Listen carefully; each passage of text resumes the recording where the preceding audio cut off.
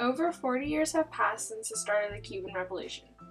Those 40 years have been full of change for those in Cuba and those affected by them. On March 10, 1952, a man named General Fulgencio Batista, a past Army sergeant, seized Cuba as his own. During elections, Batista ran for president, but eventually overtook the country through force of arms. Batista and his officers entered Cuba's largest military camp, Camp Colombia, and took control of the Cuban army. Batista had successfully overthrown Carlos Priosocras, the past president.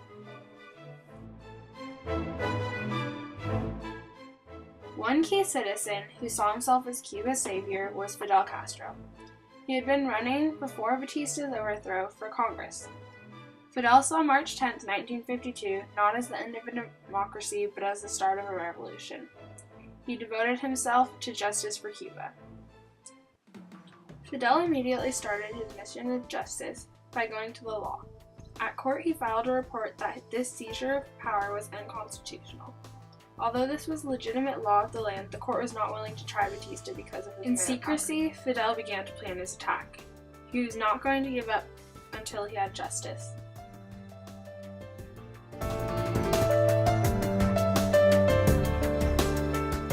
The first members of Fidel's movement included Abel Santamaria, Jesus Apresa, Abel's friend Haiti Santamaria, Abel's sister Dr. Melba, a woman attorney, and Dr. Mario Munez, a Havanan physician. This group and Fidel met weekly in two main meeting spots, Haiti and Abel's small house in Havana, and Artemisa, a town west of Havana. Through this careful planning, the Moncada Plan began to form. Moncada is the second largest military camp in Cuba. Fidel began plotting this attack in 1953, and him and Abel took lease on a chicken ranch, where this plotting could take place. The men had chosen to spy on Moncada. Only 6 people knew of this plan.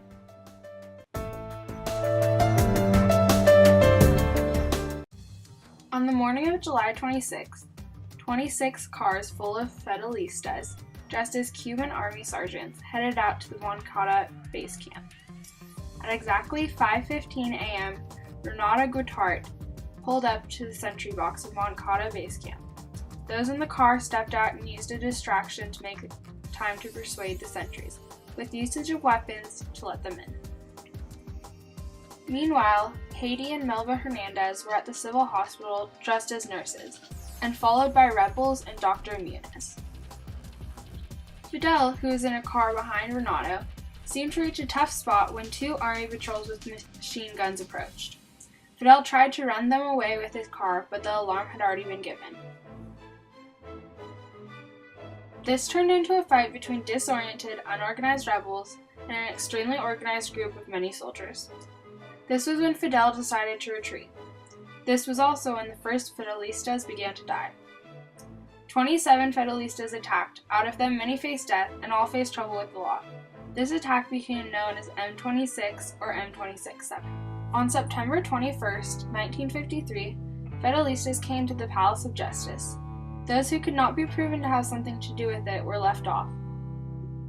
In the beginning of the trials, Fidel was simply a witness, but as they carried on and he spoke his ideas of revolution, it became evident that he needed to be questioned as well. 29 Fidelistas all got varying years in prison from 13 years to 7 months. Fidel was given 15 years in prison on the Isla de Pinos. On May 15, 1955, Fidel was let out of jail. On July 7th, Fidel left for Mexico. The next 16 months were spent in Mexico with a small corps of people planning to free Cuba. With knowledge that he had been a general in past wars, Fidel approached Alberto Bayo. Bayo agreed to help Fidel train his men. In a ranch 25 miles outside of Mexico City, training of Fidel's men began.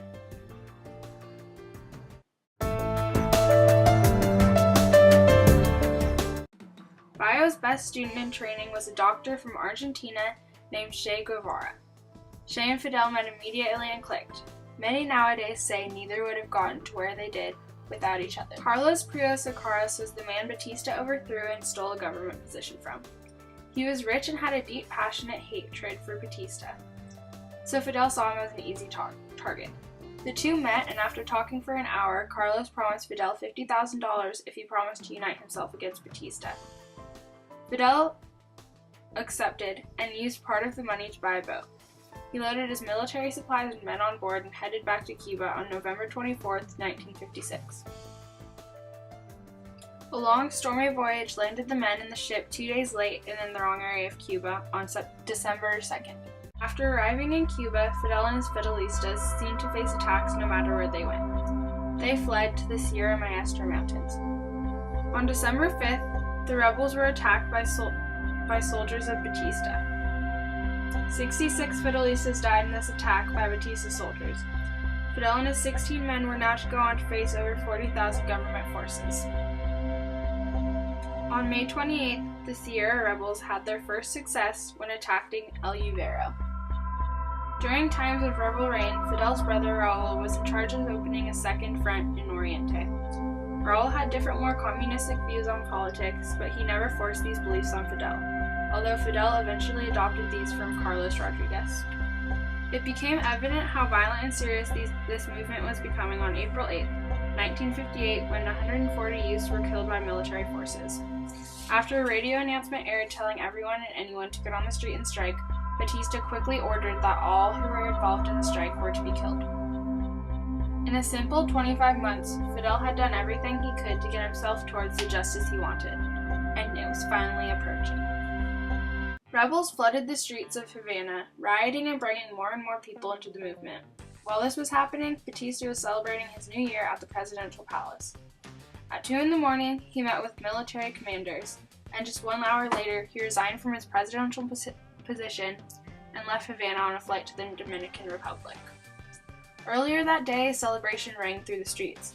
Fidel and his rebel army of 3,000 had defeated the military soldiers, and the fighting was now over. Manuel Ureta was claimed president, and Fidel traveled all over the island to win the support of all citizens. Fidel did not become president, but he became the commander-in-chief of armed services and prime minister. The people called him Maximum Leader, which was what he became. Fidel became the president of Cuba in 1976. Fidel was a communist head of Cuba and a powerful one from 1976 and until 2008. His story is one of great rebel and revolution that has forever changed the world.